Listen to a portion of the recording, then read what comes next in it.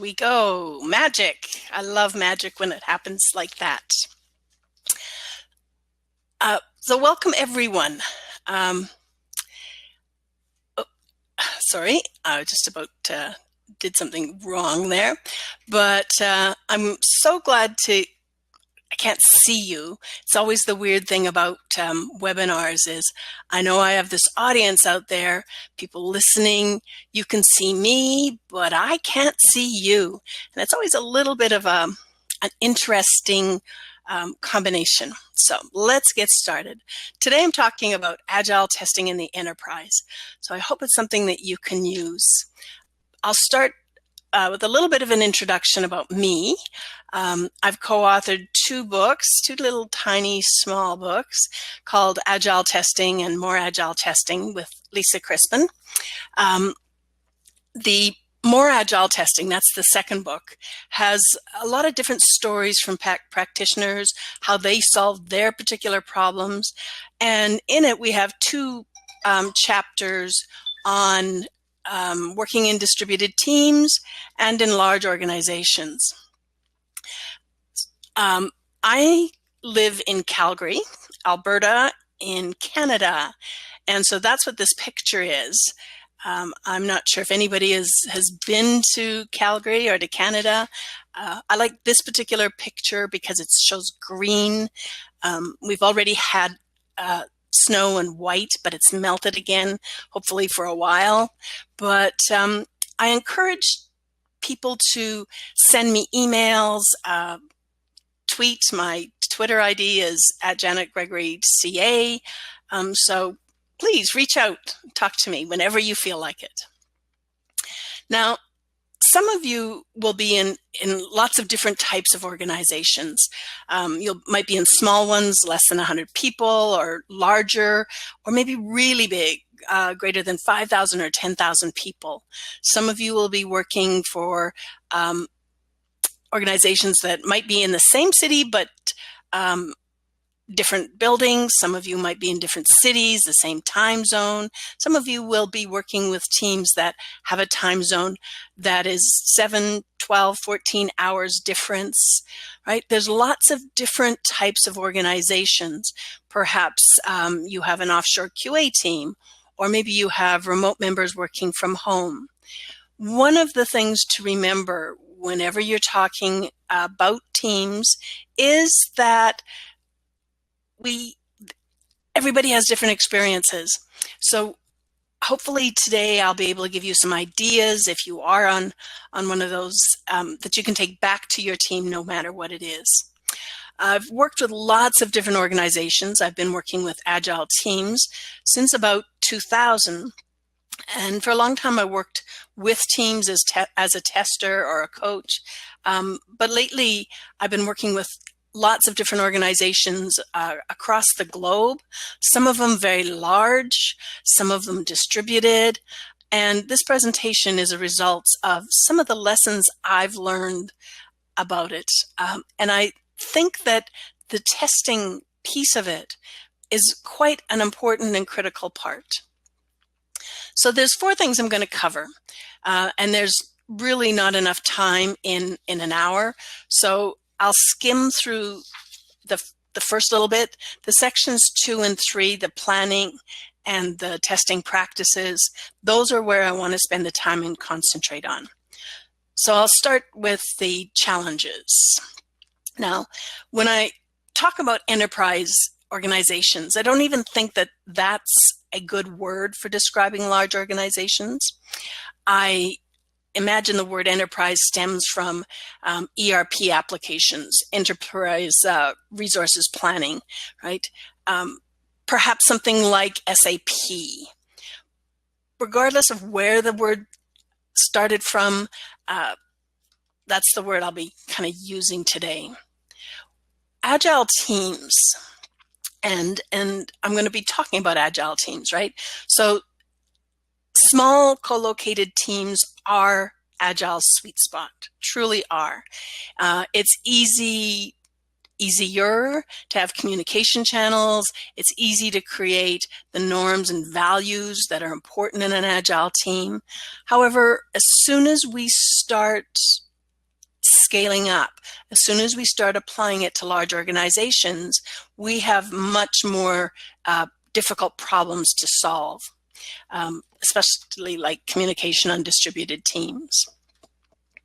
Now, culture plays a really important part. And unfortunately, culture is one of those things that we sometimes don't have a lot of control over. We think about the values, the norms, the assumptions, the social system. How do people communicate? How do we interrelate? How do we make decisions? A lot of it is when you go in and you watch employee behavior, you can kind of get ideas about how that works. A lot of times you can walk into an organization, you can see the visible artifacts, things like icons. An example would be clocks, showing the different time zones of customers, or some of the rituals like Christmas parties. In Calgary, we have stampede parties in the middle of the summer. A stampede is a rodeo, and it's quite a big thing here in Calgary. Even the vocabulary that you use within your organization, you want to kind of watch for these kinds of things because they can help or hinder our learning. For example, if we talk about organizational issues, a lot of them are cultural in nature. For example, when we think about how countries, people from different countries interact, a lot of times in North America, we put out our hand and we shake it. But if you go to a country, say France, you're going to get kisses on the cheek. So really understand that a lot of times these interactions will cause issues because people expect different things. It's how people communicate, how we interrelate, how do we make decisions. For example, think about your own situation. How do you deal with your boss?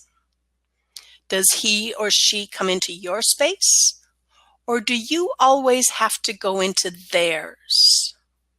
Right? So really pay attention to some of that. In my experience, a lot of times I find the blame game happens more in larger organizations. Not always, but more often. And maybe it's because it's easier to do it. It's easier to hide. I used to, and this is my own personal experience, in the olden days, I used to accept the blame. For example, when our director came to me as a QA manager, when I was a QA manager, and said, "Hey, how did you guys miss this bug?" I would take that monkey, I would accept that blame and say, "Let me find out." However, I've learned as part of an Agile team, well, any team in fact, that it's not only the testers that are to blame, it's the team. So I've learned to say, let's talk to the team, the whole team, and see how that bug escaped and how we can prevent it for the next time. So I don't take that monkey anymore. And I really encourage you to leave it behind as well, because it could have been the product owner who completely missed a requirement. It may have been the programmers who coded something incorrect. There's lots of different reasons why it could be. Now, there's lots of different struggles for teams, and these are typical ones that I've seen in large organizations. An example, management has learned over the years to make decisions based on the reports that you always have given, right? But now on an Agile team, you're doing less. You're trying not to report bugs, perhaps. So the teams themselves, can you give a different alternative to the reports you've always done it? Another example might be, is there too many concurrent projects? Because what that means is that you might be trying to split testers into more than one team.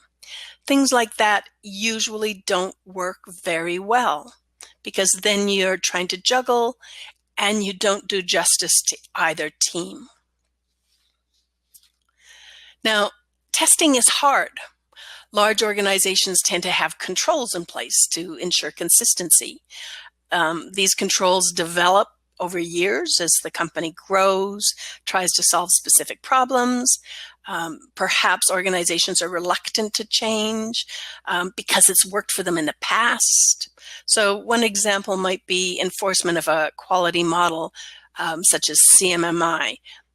Doesn't mean it has to go away, but how we do it might be different. It may mean that testing has additional requirements that actually add to the documentation efforts, which means less time for testing. A lot of times I find that large organizations buy more third-party applications than smaller teams. So we have to think about how we integrate those. How do we test them?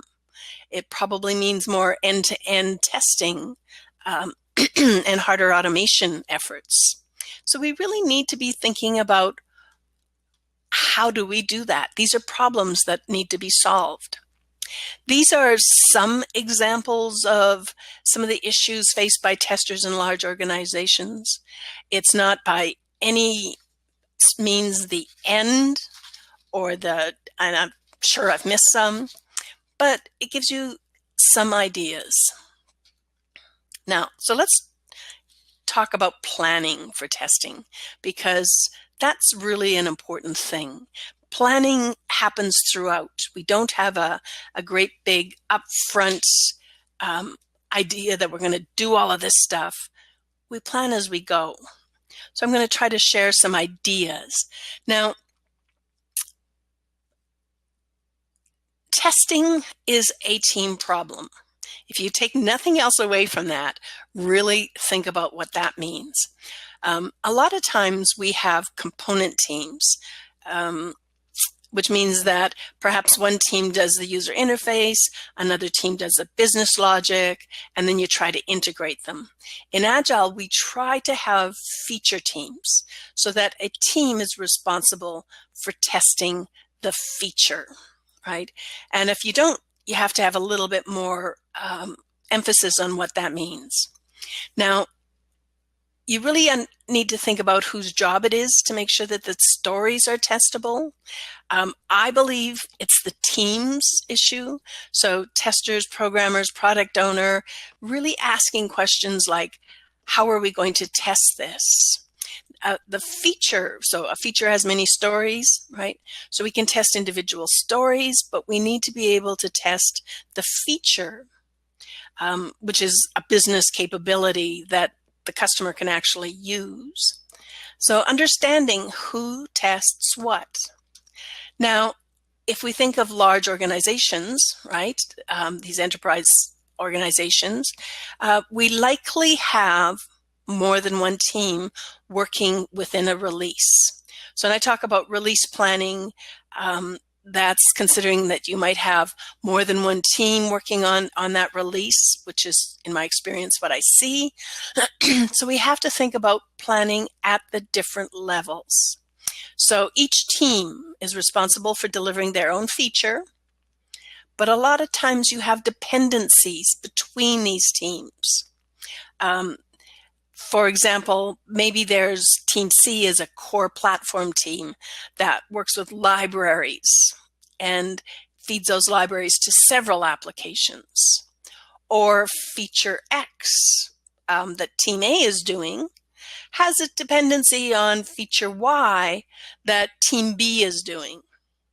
Both have to be delivered at the same time in release 1.1. So teams have to plan for this. So when you're doing your release planning event, really consider, how do these teams interact? What are the dependencies? How do we plan for that? So for both doing the stories, but also how are we going to test those? So in the next couple of slides, I'm going to show you examples of a testing mind map or a release testing matrix. So these are simple ways to consider the release as a whole, not individual stories, not necessarily individual features, how are we going to test those within the team, but across features. So this is a mind map, and I would encourage testers across teams to try to get together to talk about how you're going to test across the release. And I don't mean only at the end of the release, right before you release, right before you're going to put it into production, but how are you going to do it all along the way?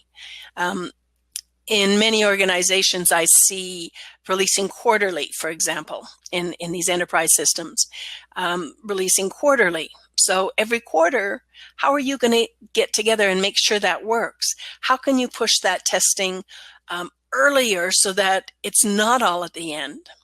How do we think about how the testing affects other teams?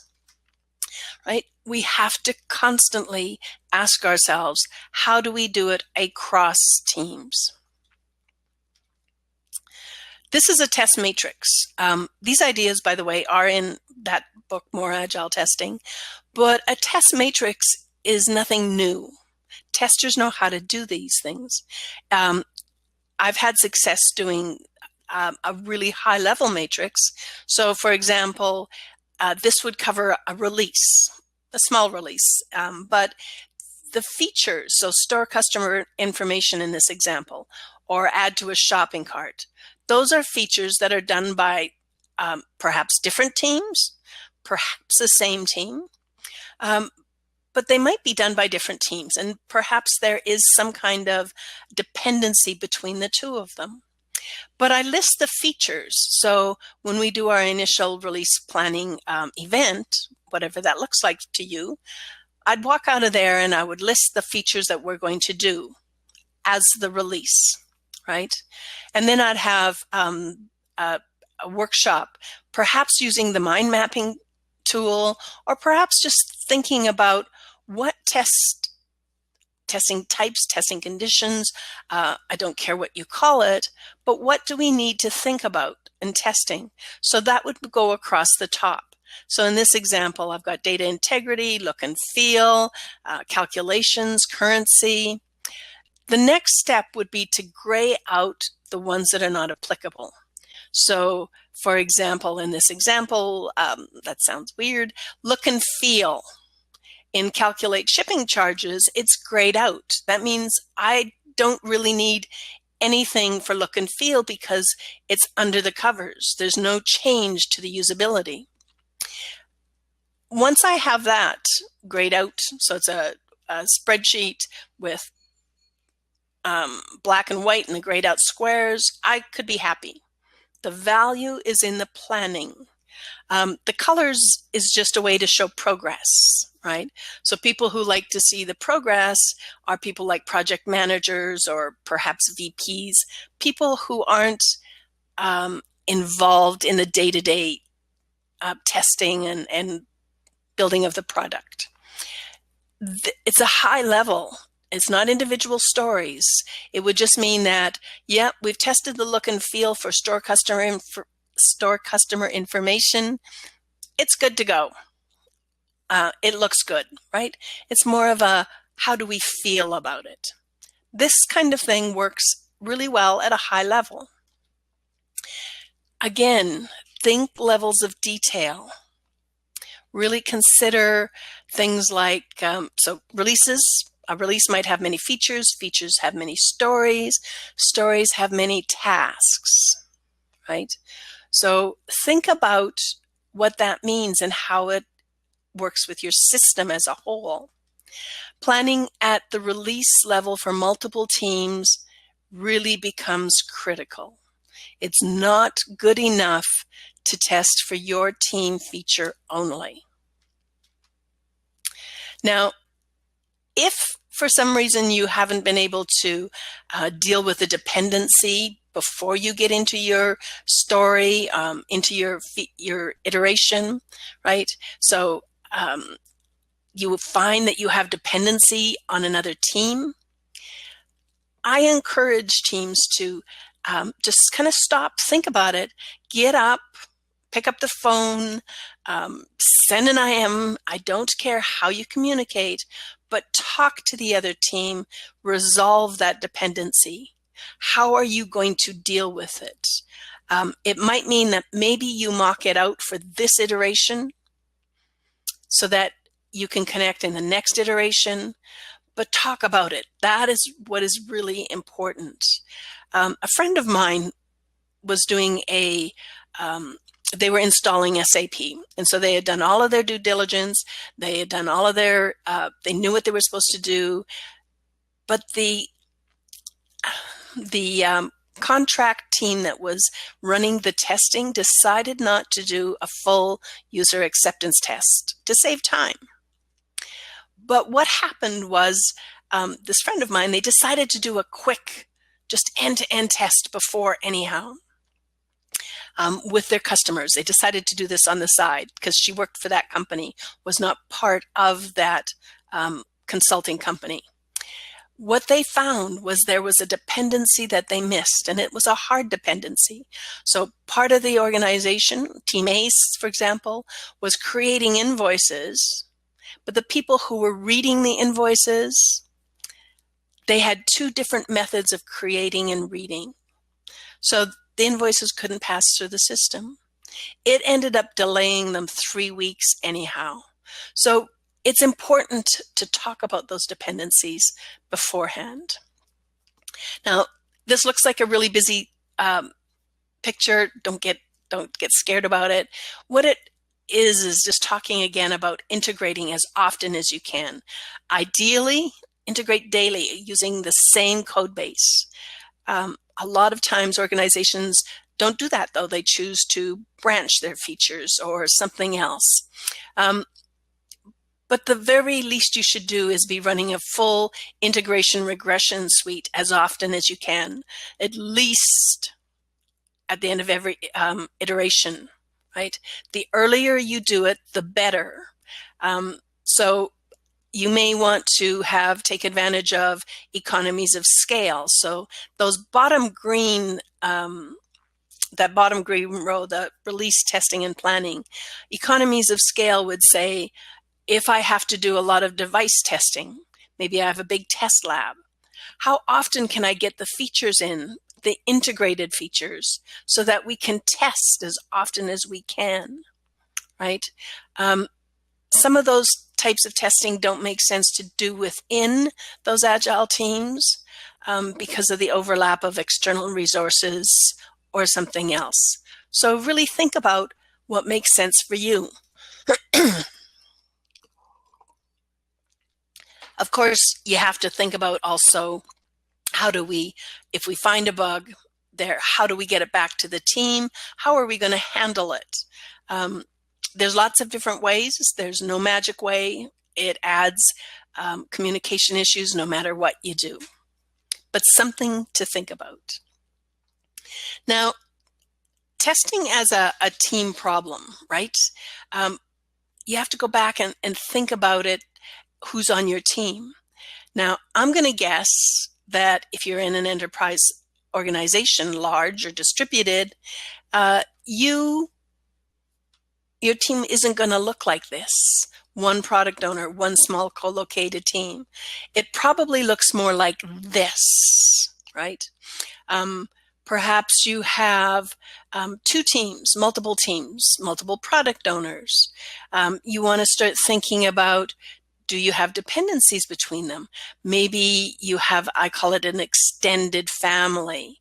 What happens if a specialized team like your database team isn't cooperating? What does the Agile team do? Or the people who are creating your build, your continuous integration? What if you can't get changes into the CI? What if you need performance, reliability testing, but only a few testers are spread across teams, right? Lots of different ways. So the next slide shows one possible alternative, right? This is that kind of slide I just showed a little while ago. It's similar to the previous one, but it shows a performance team working with the feature teams.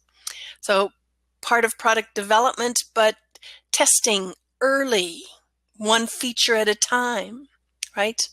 So they're working with the teams to test as early as possible.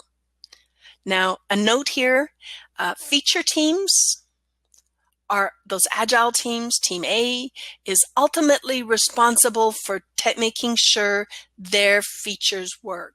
It's not a throw it over the wall. The team is responsible. Now, you don't have to plan everything up front, but thinking about these things early can let you put practices in place to deal with them when they come up, right? So really have that overriding test strategy on who's testing what, where are the overlaps, where are the gaps, how do you coordinate between teams, who's doing what. And I think that's a really important thing. And the last thing in this section on planning is I just want to talk about very briefly tools and kind of thing. So in large organizations, you might have classes of tools to prevent each team from having, a million different tools. Otherwise, support would be a nightmare. For example, if you are coding in Java, maybe you have a selection. You might say, we're using Selenium for workflow tests to the user interface. But if you're testing at the API layer, you have a choice between Robot and Cucumber. And of course, you're using JUnit for your unit tests, and so on. So that's a class of tools, but letting teams choose. Now, if several teams are working on the same product, you do have to coordinate the tools for the different levels, because you can't have on the same product people using Cucumber and Robot. It wouldn't make sense, especially to support. Now, if you're choosing a new tool, I encourage teams to work with the organization to try and experiment and then get together to make a decision about which one to choose. I like that the teams have input into that choice. That could be a whole talk all by itself. Now, I think it's important that testers understand your versioning and branching strategy. If you can, use the same version control solution for the tests that the programmers use for their code. It makes it so much easier to work with the continuous integration tools to run the tests, but also to visualize the results. If the test environments are not supported or available for everyone, you end up wasting time trying to get them working. Now, a little while ago, I was talking to a team. They had a lot of their testers in India. Now, those testers in India, if something went wrong with the environment, they had to wait for somebody in the US to come in and reboot their machines. Think about how many people, how many hours is wasted by doing that. So each individual person strive for reducing that kind of waste, and think about how can we work together to make that. I believe it's critical to have the ability to deploy a new build to any test machine, and it might only be my machine, whenever I need a new story. Now, if I believe that, and it's important to me, I am going to work towards making that happen. I'm not going to sit and say, well, I can't do anything. I will do everything that I can to make that happen. Now, the third part. Let's talk about some of the key practices, the testing practices that really help and I think are critical to helping those teams work together. This is a picture from Lisa and I when we were working on our second book. One of the things that we did, and somebody recommended it to us, was to print out all the paper, all the pages that we had done. And so this is a mind map because we use mind maps a lot. But we put it up on the wall so it was visual. And we would take and we cut, we used paper, we used pencils, we used sticky notes, as you can see. We cut it and glued and taped together so that we could see how it worked together. Testing, if you make it visible, can help create that shared understanding. Now, acceptance test-driven development, I'm hoping everybody has heard of that. If not, send me an email. I'd be glad to talk to you. Now, we start with features, right? You start with your feature, that business capability. Maybe you have some examples, what you mean by that. You slice it into stories, into testable stories. Small testable stories, if I want to be detailed. Now, while we're talking about those stories, while we're having conversations about those stories, we'll define a high-level acceptance test. AT is acceptance test. Some of you might call that acceptance criteria. So you have your story, you have your high-level acceptance tests, which are examples of expected behavior, maybe misbehaviors, the what-ifs. But the most important part is the conversation, exploring examples. We're testing ideas, we're testing assumptions. Creating that shared understanding is sometimes the very hardest part at all. And so that's what I'm going to talk about in more detail. But I'll just kind of finish off this slide because we have that conversation, we go into our iteration or we take that story and the magic happens, right? We code, we test, we automate, we retest, we do exploratory testing, whatever it means. We fix the defects all along the way. When we're doing it at those first two kind of steps, they're defects in our understanding, in our assumptions. And then hopefully, you know, the product owner says, yay, it's exactly what I wanted, and accepts the story, right? Now, that shared understanding is difficult. So we want to use anything we can to help. So this is an example of a context diagram. It shows different entities. It could be systems, it could be people, and how they relate to each other, right? So the school administration here schedules buses. Families need to get notified about maybe a bus breaking down. This is a really good place to start thinking about overlaps, dependencies, right? I talk about the power of threes. Some of you may have heard the idea of three amigos. So having different viewpoints, the domain, which is usually the product owner, the testers, the programmers. You really want to be thinking about having those different domains in. If you need somebody else, bring them in, talk about it. It's really all about fast feedback cycles. Testing is about feedback. So we want to talk about how can we do this in our teams? What happens if we're in different time zones? Now, I was doing, just yesterday I had a conversation. I was working with a fellow in Germany. And so I had to do a little bit of stuff for him. I had to do a little bit of background checking and give him some information.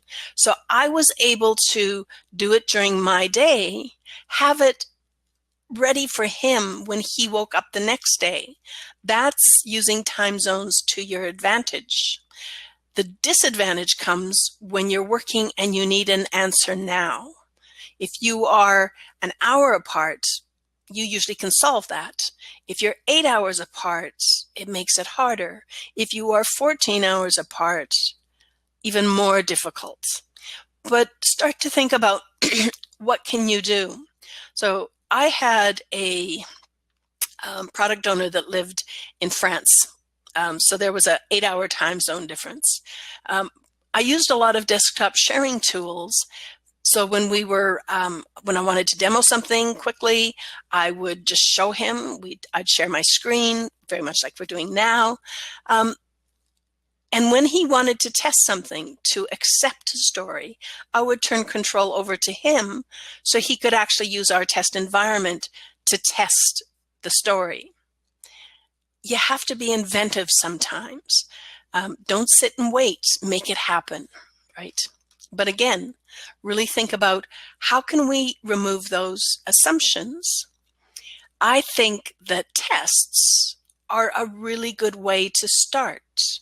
So if we think about using tests and examples to help get that understanding, right?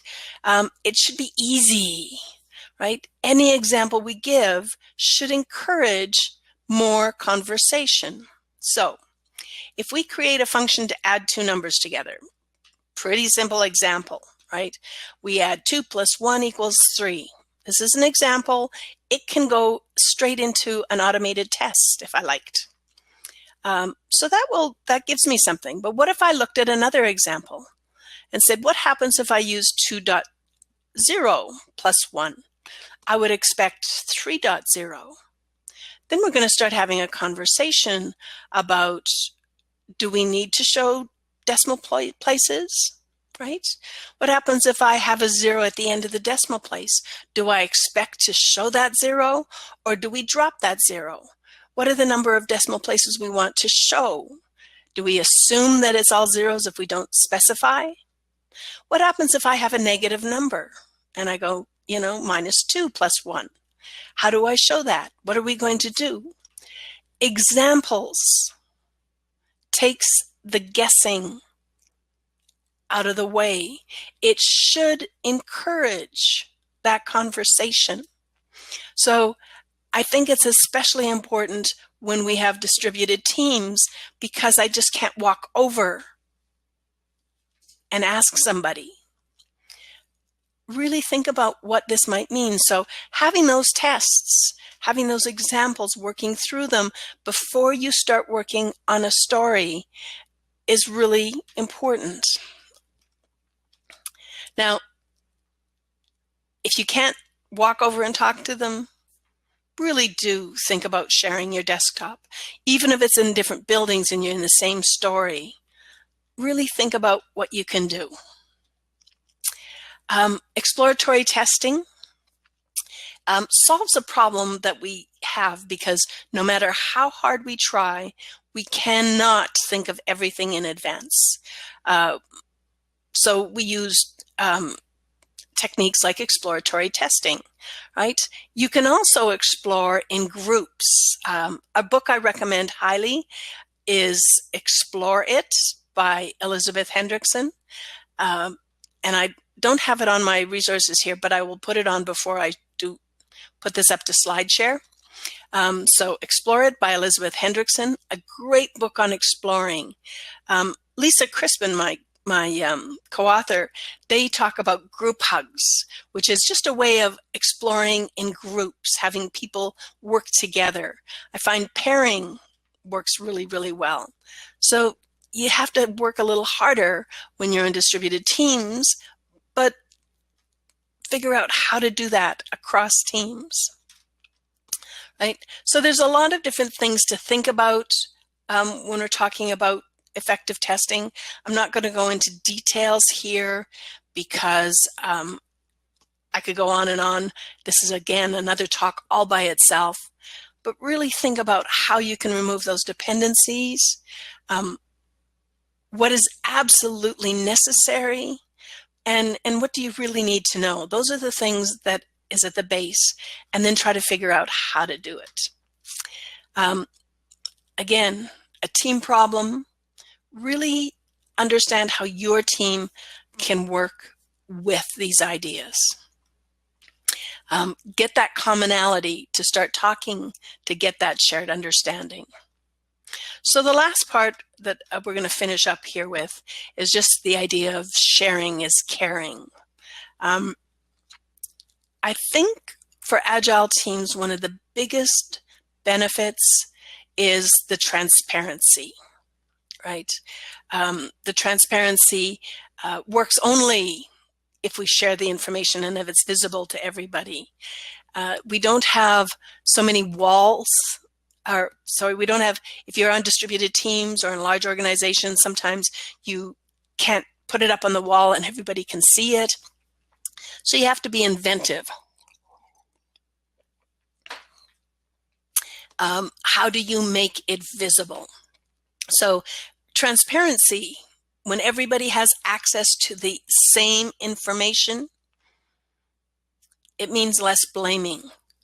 So if I have a team I'm working with that is in Bolivia, and I'm working here, if everybody has the same information, I can't sit here and say, oh, those guys in Bolivia, that's their problem, not mine, right? Or vice versa. It begins to get teams working together. There's less gaming in the system, making things up, right? Trying to say, hey, no, we're really doing this, right? The hard part is making it visible. So if you've got small collocated teams, you can do it on a whiteboard, right? But really look about, if you're in a large organization all in one building, perhaps there's common areas that you can share different ideas. Maybe you have different messages in different locations. If you're distributed, you're probably going to have to use your wiki or your SharePoint or whatever it is you use. But talk about how to make dashboards, how to make things that people can see easily, right? That's what you want to be able to do. You want to make it accessible by everyone so that they can go to a page and say, hey, I see exactly what's going on. I know what's going on. Those are the really important things to think about. This is a story from Lisa, my co-author again. So they were having a meeting and one of their developers wanted to take do a short talk on one of their new things that they were working on. Their camera, which in many rooms I notice are fixed, right? It doesn't point at the whiteboard. Maybe it points at the people in the room. So in order to let the remote attendees be able to see the whiteboard, one of the programmers pointed his laptop at the whiteboard, turned on the camera. What this meant was that the remote person could see the whiteboard, they could always see the screen, but they couldn't see the guy drawing. So this way, they now had access to the same information. So it's really important to include that extended family. Who else is on your team? It's not just the people in the room all the time. So think about it. When you're using, and when I'm working with a team that's in a small co-located place, I encourage them to use a physical storyboard, right? Put it on the wall, move the tasks with your, pick it up, move it. In the enterprise organizations I see, especially the ones that are distributed, they have whatever tool they have. I'm not even going to guess what tool you might have, right? So it's all in electronic format. A lot of the storyboards now allow you to do things like put faces on the stories or perhaps create an avatar. The more real you have people working in your teams, even if you're not sitting next to them, if you can see a face, if you can understand who's working on this story, give them characteristics, right? It helps with the communication. So sometimes it's the little things that helps teams the most, right? You can use communities of practice across teams. So perhaps you have a testing community of practice across teams. if you're all in one large building, you can get together once a week, once every 2 weeks. Maybe you have online message boards that you can talk about in between. But then you can share what you're learning. You can, so some of these communities of practice, for example, have a book club. So maybe they take the chapter on working in distributed teams, everybody reads that chapter, and then they get together and talk about it. What does it mean for us, right? If you are on distributed teams and in different countries, sometimes you'll have a larger community of practice for the organization, but then each location might have a community of practice that they can get together at themselves, right? So really think about how this works. How are you going to share information across the testing kind of organization? Now, we know what works on small teams. There's lots of people talking about scaling Agile. One of the things that is missing in just about every book I read on scaling is the testing. How does that work? And I believe that if we can get in and use our testing practices and start by sharing those, by sharing examples, we can help the organization as a whole. We can solve some of the problems. Not all, but some, right? We have to be willing to adapt. It's really about working together. If we keep those barriers up, whether they're time zones, if that barrier is a time zone, whether it's working in a different building. I've been in teams where they work in the same building, but somebody's on the 5th floor, somebody's on the 4th floor. They have never met. How does that help anybody, right? So really understand how you can use your strengths, how you can use your abilities to work together to come up with that understanding and achieve your goal. You want to have empathy. You want to be conscious of your teammates. So things like if you have somebody that's 8 hours apart on time zones, if you have somebody always coming in at 6 o'clock in the morning to make your stand up, maybe that's not a good thing.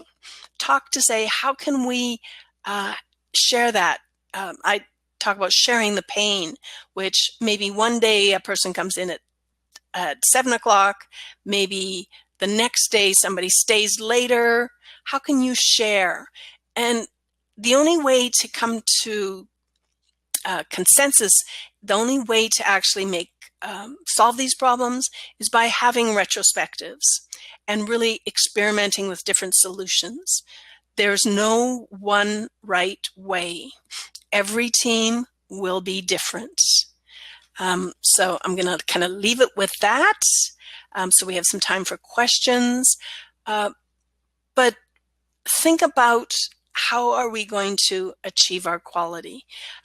Think about the principles of Agile and how it can work for your team. Now, the final note, I'm not advocating distributed teams or outsourcing, but if you are faced with those problems, I'm really hoping that some of these ideas might help trigger some possible solutions, maybe some experiments, and help you manage your Agile testing. Understand your own context. It's important. Here is some reading and references, and like I said, I'll put the slide share online. I think this is being recorded as well. And I will put Explore It on here too. I forgot to do that earlier.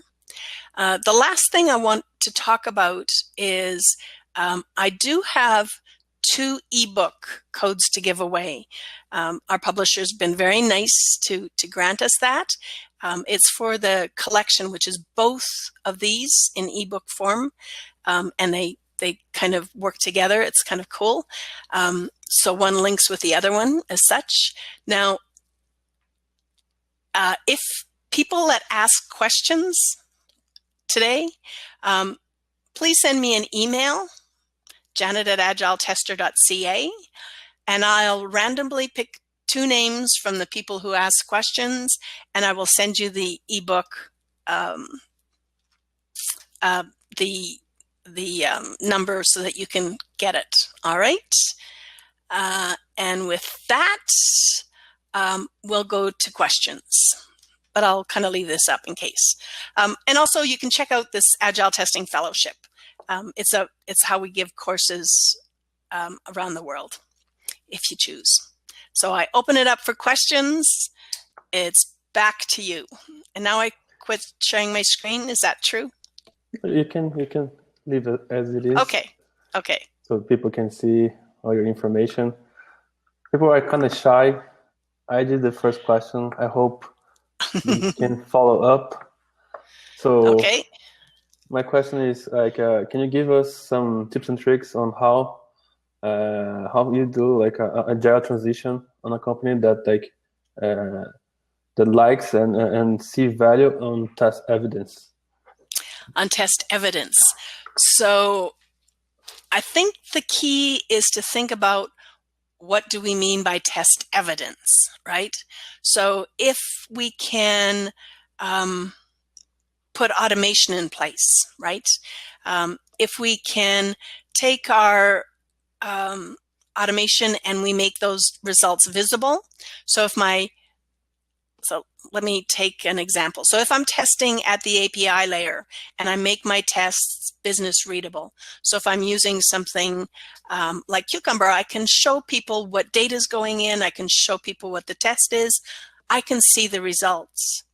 That is now test evidence, right? If I have to do something with regulatory, maybe we have to do something a little bit more like figure out how we what this test does to the code. Maybe we have to connect it to the code. Test evidence doesn't necessarily mean a paper document. We can start thinking about it differently. Sometimes we just want to, so if we wanted to test it with exploratory testing, we create a test charter. This is what we're going to test, and then we take notes. We save those notes, whatever that might look like to you. That is evidence. So it's about it's our mindset. How do we change how we view evidence? Nice.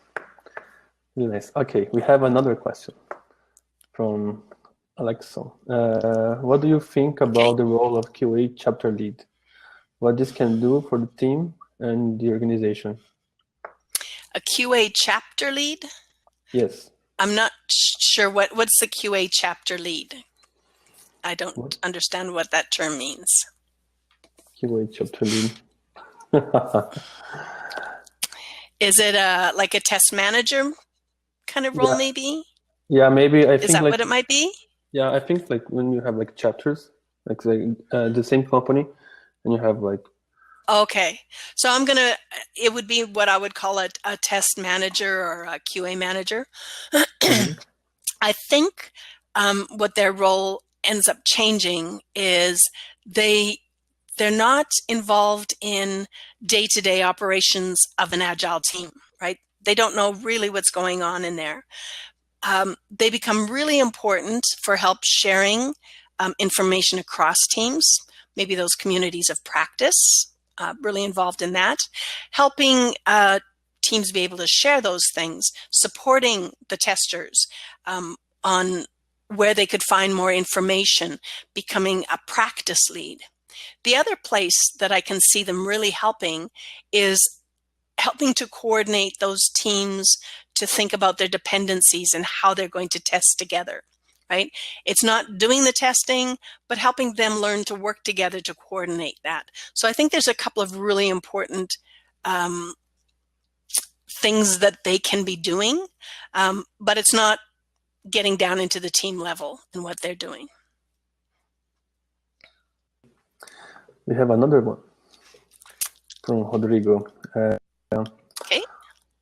where do you think that Agile testing meets DevOps, and what are the best reference what are the best reference you could sit in the subject? Okay, so DevOps to me is not a separate team. It's how does the Agile team just expand to include operations, right? And I worked with, we do have a chapter in that in our book as well, more Agile testing, but it's how we think about it. So as a tester on a team, if I'm a tester, or the team itself, is we need to not only think about how do we test the functionality, but how are we going to test it, to implement it, to deploy it? If we have a feature toggles, we put it into production and we have feature toggles, all of a sudden we have to think about how do we test it to those feature toggles. There's a really good book. We have a chapter, but there's a really good book that I would recommend. It's called Practical Testing in DevOps by Katrina Clokey. All right. Thank you. So thank you for accepting our invite. Bye bye. Okay, bye bye.